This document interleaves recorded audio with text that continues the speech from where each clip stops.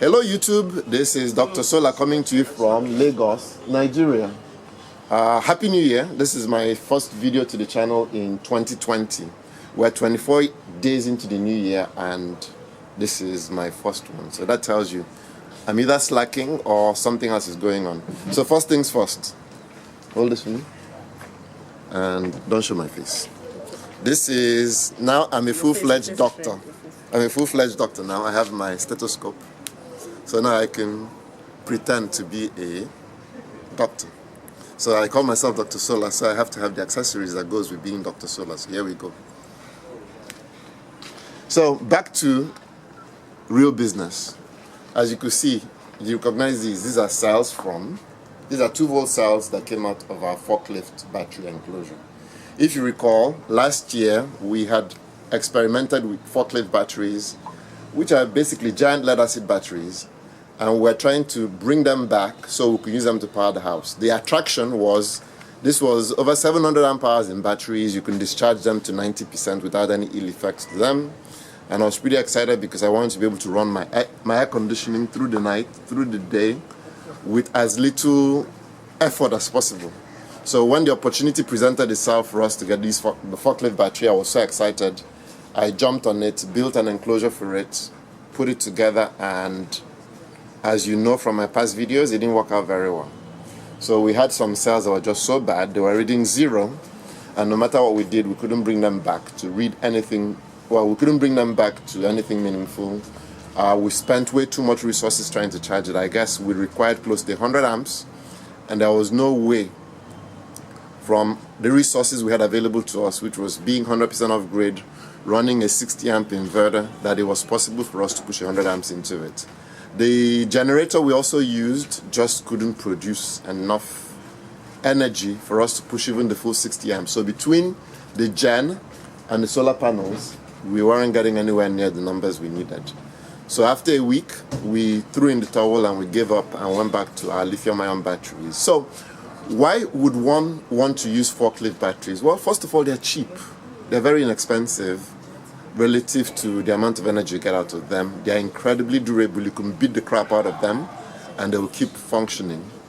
The downside is they require a ridiculous amount of maintenance. As you can see, look at all the corrosion on top of this thing. These are batteries that have been sitting for a while and you see they are dry, but they had water in them before we disconnected them from the inverter. And yet, as you can see, there's no electrolyte. The cell is dry. Look at all that corrosion, look at all that dirt. This is something that people who live off grid and who use who use lead acid batteries have to deal with.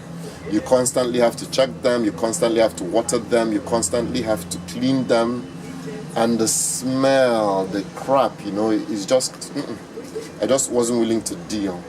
So after trying this, I gave up and went back to my lithium-ion batteries. And you know something? There is no maintenance on my lithium-ion batteries.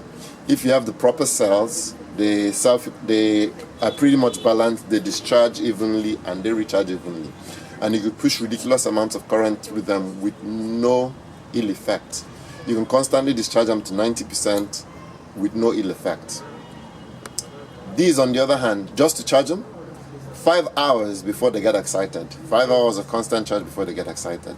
Because of the capacity, I never believed we would ever deplete them to any meaningful level. I believed we would be depleting them to maybe, we would take 40% out, but we could never get these batteries to function properly. So we never found out what we could do with them. So what am I going to do? As you can see, we've broken up the case. We had to cut it to pull the batteries out because they were hugging the cells a little too tightly. You can see where we cut them. We used a sawzall and a grinder to cut it, and we've removed the first 12 cells.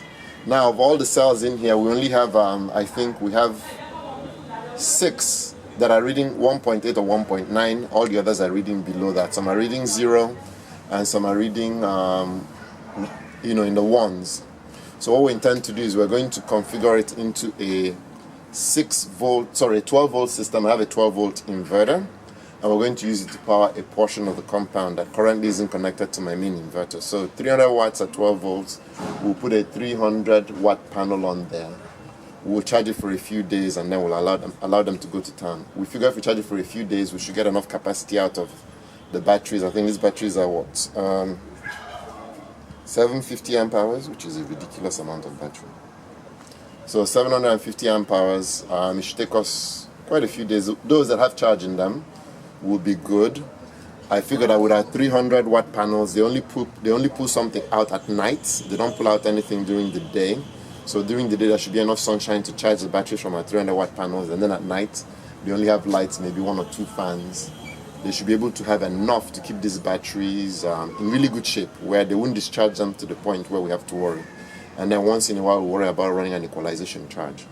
So there we have it. So what's going to happen now? We're going to take 6 good cells, and we're going to build a system with a 300 watt inverter, and the balance we're going to send to a recycler who will give us some money for them. I believe there's a lot of lead in this, and the lead in here has quite a lot of value, and I should be able to recoup a good deal of the money that I spent building the enclosure, transporting this here, renting a generator, from selling these to a recycler.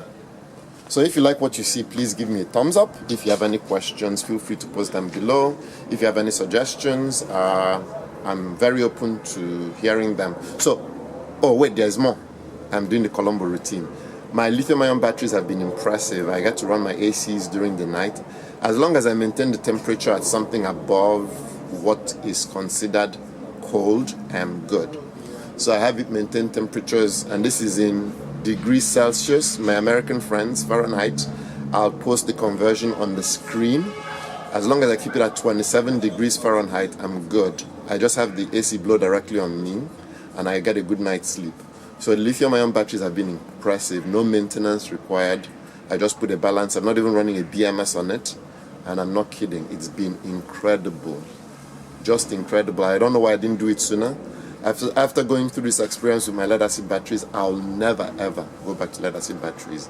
I'm actually looking for LiFePO4 cell, actually complete batteries from a manufacturer to put on my wall to limit, to remove that issue of me not having a BMS and having to run balancer equalizers on them. So once again, this is Dr. Solar. Thank you for watching. If you've not subscribed, please click subscribe. If you like what you see, please do give me a thumbs up.